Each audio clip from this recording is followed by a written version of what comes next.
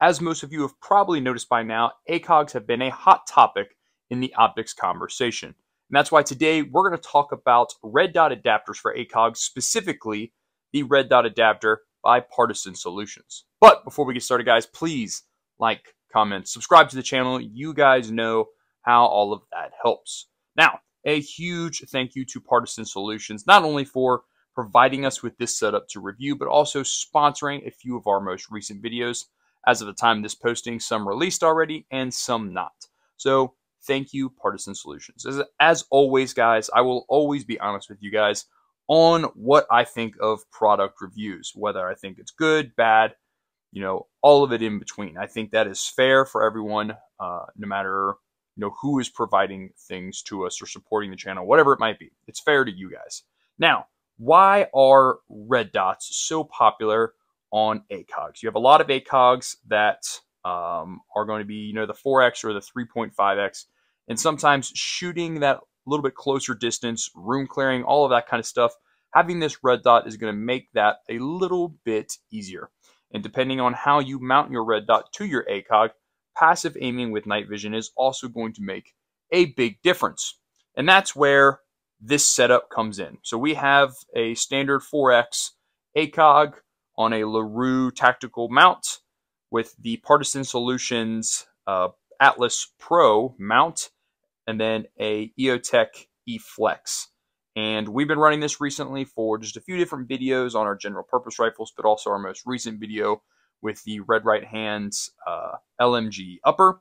And I have really liked this setup. Now, some people take preference as to forward or rear mounted red dots, and both have their pros and cons. Personally, for myself, I find that forward mounted red dots are going to be a little bit easier to passively aim with night vision if you need to.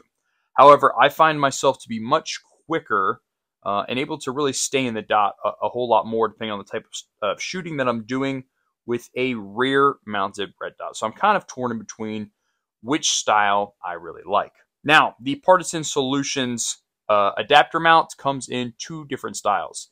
It is the Acro and then the Pro.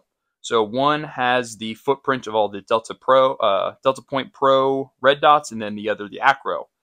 This is an aluminum mount, so it's very lightweight, and it is made here in the USA.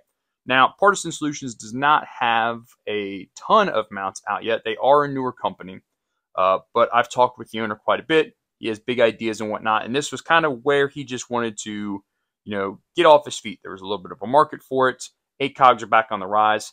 Red dot mounts are, of course, going to be a big demand. There are a lot of adapters already out there for red dots that take the, the simple aim point platform for it.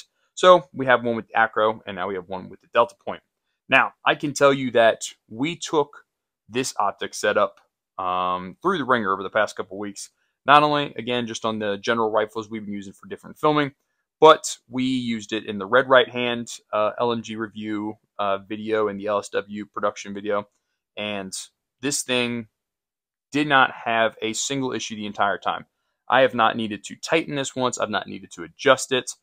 As we were putting thousands around downrange, this adapter held up without question. Now, as far as deciding what type of red dot you're going to like, it's really going to kind of come down to what kind of rifle you're really putting on this. If you're doing something like an SDO, the Marine Corps standard that comes with the IAR is going to be the RMR. On here we have the E-Flex. I like the E-Flex. It's a very nice dot. However, it has a lot of backlighting if you look at it from the front. There are a lot of other different options, specifically by EOTech, Aimpoint, all of those types of companies. So you're really going to depend what type of red dot platform or reticle, glass sight, all of that kind of stuff that you're really going to like. That's going to make you kind of decide which adapter mount you kind of want to go to. Another big difference that's going to make is, are you choosing a 3.5 like the SDO ACOG? Are you running with the standard 4X? Because different ACOGs have different abilities to mount red dots and mount the adapters. Now, for something like this, we always rear mount the red dots because we don't want to block anything here in the front. However, if you go to the lithium battery, powered ACOGs, you do have the ability to mount red dots here on the front. So it's really going to come down to a lot of user preference. You guys should definitely head over to Partizan Solutions. Check out their mounts. They're huge supporters of the Second Amendment. They may be small now, guys, but sometimes we've all had somebody in our life tell us that size does not matter, whether we believe them or not. Regardless, give Partizan Solutions some love. Head over to their social media page. Check them out. Now, when it comes to ACOGs, they are not going to be perfect for everything. Hence, the red dot and the adapter aren't going to be perfect for everything. You know, if you look back a couple years ago, you know, stuff like EOTech with a magnifier was the in. Then we kind of went into an LPVO stage. And then recently, through social media trends, we're back on the ACOG with the red dot mounted adapters. Now, with this, if you're going to passively aim with night vision with a rear mounted red dot, it's going to have to be something you practice a lot, and you may not even be able to do it depending on your rifle setup. Obviously, your PVS 14 or your binos, whatever you're running, is going to stick out, you know, a good 6 to 8 inches in front of your face. So in order to get into this optic, it may be a little bit more difficult. However, I can definitely say I'm much faster with the rear versus the front. Now, getting into this optic setup can be kind of expensive because your ACOGs are going to run you anywhere from $1,000 to $1,600 depending on what you get. Then you have to consider a red dot. You need a red dot? No, but it's really nice to have a red dot. Now you're looking at somewhere from $250 to $500 or $600 depending on what you're going to be getting into. And if you're going to mount a top-mounted red dot, you're going to want one that has NVG compatibility, has different settings for that. So then, of course, that's when we're going to add another expense on top of this. Now, the adapters for this are fairly well priced. I think, if I remember correctly, both of the adapters come in at like $64.99, $64.95.